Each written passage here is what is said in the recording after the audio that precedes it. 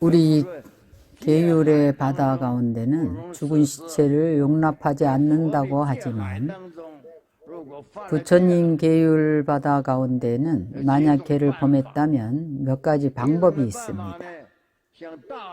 한 가지 방법은 대중 스님들께 참회를 구하는 것입니다. 대중 스님들과 함께 머물 수는 없지만 그러나 참회를 구할 수는 있습니다. 대중 스님들께 참회를 하고 나서 스스로 참회절을 해서 좋은 서상을 보면 됩니다. 이것은 대승교리입니다. 소승교리에서는 참회가 안 됩니다.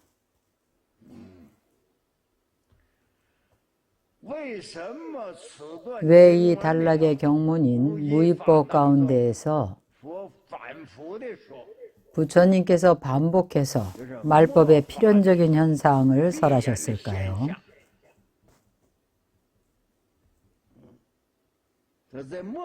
말법 시대에는 청정비구가 아주 적습니다.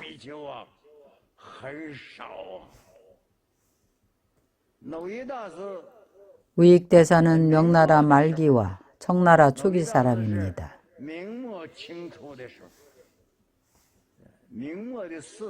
명나라 말기에 4대 고승이 있었습니다. 연지대사, 우익대사, 자백대사, 감산대사입니다. 우익대사가 비구계를 받고자 했는데 그는 남선부주에 태국과 미얀마를 포함해서 인도 역시 포함해서 아무튼 남선부주에서입니다. 남선부주에서 5명의 청정비구를 구하고자 하는 것은 5명의 계를 범하지 않은 청정비구를 얻을 수가 없을 것이라고 생각을 했습니다. 얻을 수 없다는 것은 바로 5명의 청정비구를 다 얻을 수가 없다는 것입니다. 할 수 없어서 그는 대장경에서 찾았습니다. 그리고 스스로 계를 받았습니다. 그래서 그는 점찰, 선악, 업보경을 찾아냈습니다. 그는 점찰 참법으로 기도를 했습니다. 참법 기도를 해서 청정한 상을 얻고 나서 지장보살께서 그에게 수계를 해 주셨습니다. 그래서 점찰경은 바로 만약 누군가 파괴를 하면 점찰 참법을 해서 좋은 상을 보고 점찰 윤상으로 점찰을 해서 청정해지면 부처님 앞에서 스스로 계를 받을 수 있습니다. 그 명나라 말년부터 현재까지 몇백 년인데 현재 청정한 비구를 찾는다면 남선부주에는 없습니다.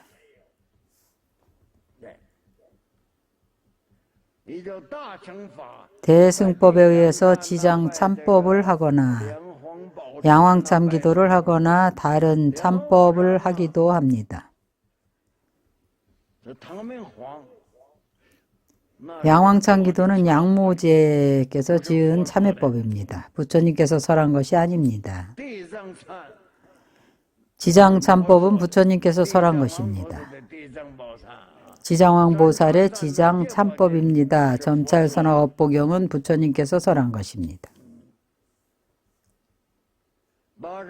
88불의 참회법은 다 조사들께서 지으신 것입니다. 약사불의 참회법도 있는데 다 조사들께서 지은 것입니다. 이 몇 가지 참회법에 의지해서 참법 기도를 한다는 것은 이것은 후회하고 고치고자 하는 표현입니다. 일반적으로 개를 범하면 그대로 그냥 놔둡니다. 근본적으로 상관 안 합니다.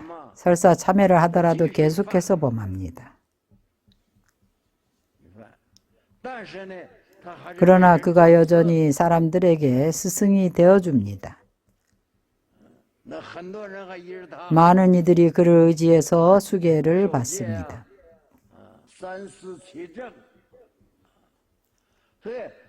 그러나 부처님께서는 이 대승대집 16경에서 개를 범한 비구를 경시하지 말라고 반복해서 설하십니다. 무슨 까닭인가 하면 말법 시대에는 개를 범한 비구도 귀하다는 것입니다. 그나마 단종이 되어버리면 승려의 형상조차도 볼 수가 없습니다. 아직 승려상을 볼 수가 있어서 성근 종자를 심을 수가 있습니다.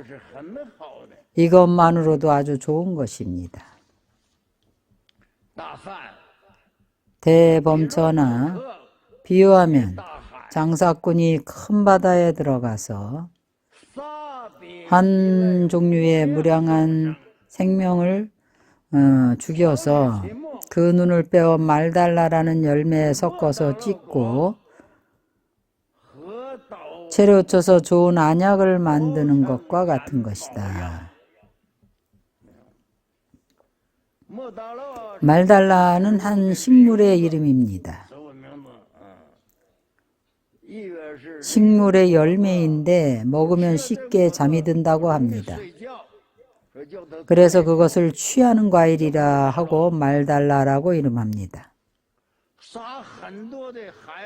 바닷속에 있는 많은 벌레를 잡아가지고 그것을 말달라를 약과 섞어서 전문적으로 눈을 치료합니다. 이 약을 눈에 바르면 안 보이던 눈도 볼 수 있게 된답니다. 인도에 옛날에 이런 종류 약이 있었습니다. 만약 어떤 유정 중생이 눈이 멀어서 눈이 없는 사람이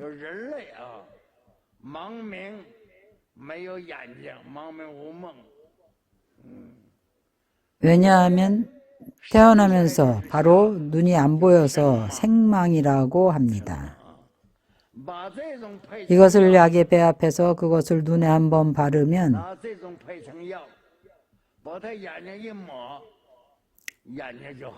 눈이 바로 좋아집니다. 원래 밝은 눈을 회복합니다. 부처님께서는 이 고사를 가지고 파괴한 비구를 비유하십니다. 그가 비록 파괴를 했지만 내 법인 비나야에서는 그를 죽은 송장이라고 하지만 죽지는 않았는데도 죽은 시체와 같은 것입니다. 그러나 출가한 그 위와 그 형상이 있어서 무량무변한 중생들이 보면 삼보를 알지 못하더라도 그 형상을 보면 청정한 지혜의 법안을 얻게 됩니다.